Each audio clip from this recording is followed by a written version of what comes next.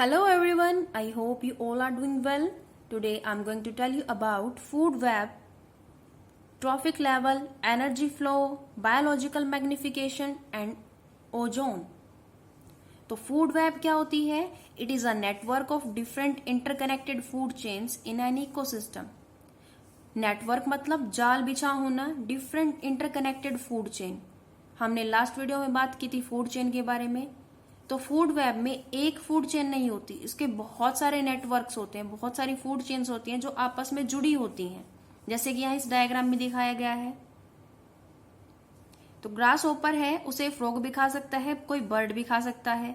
ऐसे ही जो श्रू है उसे स्नेक भी खा सकता है, कोई फॉक्स भी खा सकती है, या इसे डायरेक्ट काइट भी खा सकती है. तो ये आपस में कनेक्टेड है. तो इन सबके नेटवर्क को क्या बोला जाता है? फूड वेब बोला जाता है. But it always start from the plant. ये हमेशा पौधे से शुरू होंगी और खत्म होंगी कार्निवोर्स पर. कार्निवोर्स क्या होते हैं? जो एनिमल्स के ऊपर डिपेंड हो अपने फूड के लिए. देन नेक्स्ट है ट्रॉफिक लेवल. ट्रॉफिक लेवल क्या होता है? ईच स्टेप और level of the food chain forms a trophic level. हर एक स्टेप या लेवल किसी फूड चेन का एक ट्रॉफिक लेवल को बनाता है. जैसे कि ग्रास एक प्रोड्यूसर है, तो ये ट्रॉफिक लेवल 1 हो गया. वो किसका फूड बनेगा? डियर का. तो कंज्यूमर हो गया डियर, बट ये ट्रॉफिक लेवल कौन सा है? सेकंड. ऐसे ही टाइगर किसके ऊपर अटैक करेगा? डियर के ऊपर अपने फूड के लिए. तो डियर किसका फूड बन गया? टाइगर का. ये कंज्यूमर है, लेकिन सेकेंडरी कंज्यूमर है, बट इसका ट्रॉफिक लेवल कौन सा है? थर्ड है. ट्रॉफिक लेवल थर्ड है, कंज्यूमर ये क्या है? सेकंड है. Energy flow. एनर्जी फ्लो का मतलब क्या होता है? इसे लॉ ऑफ 10% भी बोला जाता है. It state that from one trophic level to the next, एक ट्रॉफिक लेवल से अगले ट्रॉफिक लेवल की तरफ only 10% of the energy is transferred. इस लेवल से अगले लेवल पर सिर्फ 10% एनर्जी ही ट्रांसफर होती है. अब प्रोड्यूसर ने क्या किया? सनलाइट की हेल्प से अपना फूड प्रोड्यूस किया. बट जितना इसने अपना फूड प्रोड्यूस किया है या जितनी एनर्जी से मिली थी, उसका ऑलमोस्ट 10% ही क्या हो पाता है? बच पाता है इसकी बॉडी में स्टोर होने के लिए, और उसका यूज किया जाता है प्राइमरी कंज्यूमर्स के द्वारा. प्राइमरी कंज्यूमर्स के पास इसका 10% गया है, तो अगले वालों के पास क्या जाएगा? इसके पास जो 10 था उसका 10% ही जाएगा, मतलब बहुत कम अमाउंट जाएगा. ऐसे ही टर्शी कंज्यूमर तक पहुंचते पहुंचते जो एनर्जी का अमाउंट है वो बहुत कम रह जाएगा, बिकॉज अगले लेवल पर जाने से पहले इन लेवल पर, इन अलग अलग ट्रॉफिक लेवल पर काफी एनर्जी लॉस्ट हो जाती है अलग अलग एक्टिविटीज के लिए.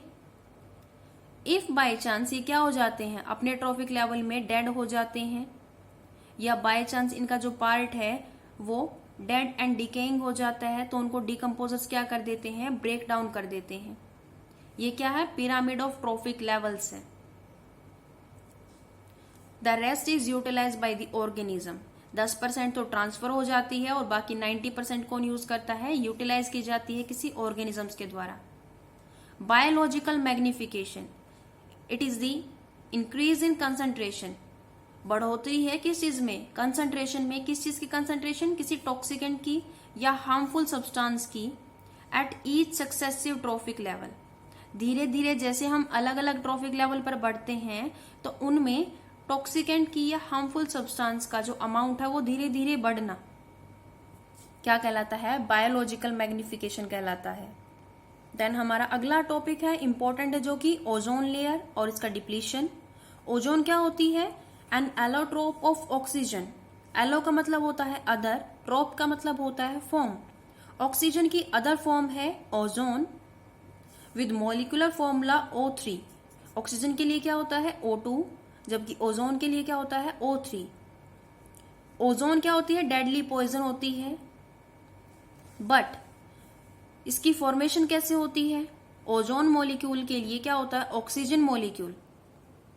यूवी लाइट के स्ट्राइक करने पर दो अलग अलग एटम्स में क्या हो जाता है? स्प्लिट हो जाता है.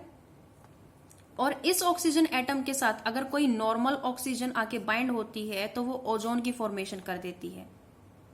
और ये ओजोन क्या करती है, इसे ओजोन लेयर बन जाती है। ओजोन लेयर क्या होती है, at higher level of the atmosphere. हमारा जो एटमोस्फियर है ऊपर की तरफ आसमान में, वहां पर हायर लेवल पर ओजोन लेयर एक शील्ड का काम करती है, बचाव का काम करती है। किस चीज को बचाने का, द सरफेस ऑफ अर्थ, पृथ्वी की सतह को बचाने के लिए। किस चीज से बचाने के लिए, अल्ट्रावायलेट यूवी रेडिएशन से बचाने के लिए, जो कि कहां से आती है, सन से आती है। अगर इनसे प्रोटेक्ट नहीं करेगी ओजोन लेयर तो क्या होगा, हमें स्किन कैंसर और अलग अलग डिजीज हो जाएंगी। इसीलिए ओजोन लेयर बहुत ही ज्यादा जरूरी है। ये अगर अर्थ पर प्रेजेंट है तो डेडली पॉइजन का काम करती है, बट अगर ये ऊपर सरफेस में, ऊपर एटमोस्फेयर में प्रेजेंट है तो ये किस चीज का काम करेगी, शील्ड का काम करेगी, हमें बचाने का काम करेगी। इफ बाय चांस इस ओजोन लेयर में कोई होल बनना शुरू हो जाता है, ये पतली होनी शुरू हो जाती है, तो ओजोन होल क्या होता है, the thinning of ozone layer in some particular area. किसी पर्टिकुलर एरिया में ओजोन लेयर का पतला हो जाना क्या कहलाता है, ओजोन होल कहलाता है। Chemical responsible for the ozone whole, ozone hole को क्रिएट करने के लिए कौन से केमिकल रिस्पॉन्सिबल होते हैं, CFC, क्लोरोफ्लोरोकार्बन्स, जिनका यूज किया जाता है रेफ्रिजरेशन में and as a fire extinguishers. Second है sulphate aerosols, different type of aerosols are responsible for the ozone hole. Chlorofluorocarbon release into the atmosphere, जब इनका यूज किया जाता था तो ये कहाँ क्या हो जाते थे, एटमोस्फियर में रिलीज हो जाते थे और रिएक्ट करते थे केमिकली, किसके साथ, विद द ओजोन मॉलिक्यूल, और उसे डिप्लीशन कोज हो जाता था उस लेयर का। उसकी वजह से जो परत थी वो धीरे धीरे पतली होनी शुरू हो जाती है और ओजोन होल क्रिएट होना शुरू हो गया। But in 1987 UNEP forced agreement to freeze CFC production, उन्होंने क्लोरोफ्लोरोकार्बन प्रोडक्शन पर रोक लगा दी। तो यह था ओजोन लेयर के बारे में। देन हमारा लास्ट इंपॉर्टेंट टॉपिक है managing the garbage we produce. इसमें आते हैं biodegradable, non biodegradable substance. But जान लेते हैं गार्बेज क्या होता है, द डोमेस्टिक और agricultural waste generated in routine process. जो हमारे डेली रूटीन प्रोसेस में जो डोमेस्टिक एग्रीकल्चरल वेस्ट प्रोड्यूस होता है वो होता है garbage. It can be of two type, biodegradable means the substance which can be degraded by biological process. ऐसे सब्सटेंस जिन्हें माइक्रोब्स की हेल्प से तोड़ा जा सकता है, जिनका ब्रेकडाउन किया जा सकता है बैक्टीरिया फंजाई के द्वारा। फॉर एग्जाम्पल, क्या एग्जाम्पल हो सकता है बायोडिग्रेडेबल सब्सटेंस का, plant waste, paper, fruit, vegetable, dung etcetera. इन्हें क्या कर सकते हैं हम, ब्रेक डाउन कर सकते हैं इनका इजिली। बट अगर हम बात करें नॉन बायोडिग्रेडेबल सब्सटेंस की, तो ये ऐसे सब्सटेंस होते हैं जिनको डिग्रेड नहीं कर सकते हम बायोलॉजिकल प्रोसेस के द्वारा। कोई भी माइक्रोब्स इनका ब्रेक डाउन नहीं कर सकते। ऐसे कौन से सब्सटेंस है, ग्लास, प्लास्टिक, पॉलीथीन, DDT, जिनकी वजह से हमारे क्या होती हैं, जो नेचुरल साइकिल्स हैं उनमें प्रॉब्लम क्रिएट होनी शुरू हो जाती है, पोल्यूशन क्रिएट होना शुरू हो जाता है। इसीलिए नॉन बायोडिग्रेडेबल सब्सटेंस का यूज हमें कम से कम करना चाहिए। इसीलिए गवर्नमेंट ने प्लास्टिक पर बैन लगाने का भी क्या किया था, निर्णय लिया था। तो ये था गार्बेज के बारे में और ओजोन लेयर के बारे में। इसे अच्छे से रिवाइज कीजिए। Thank you so much.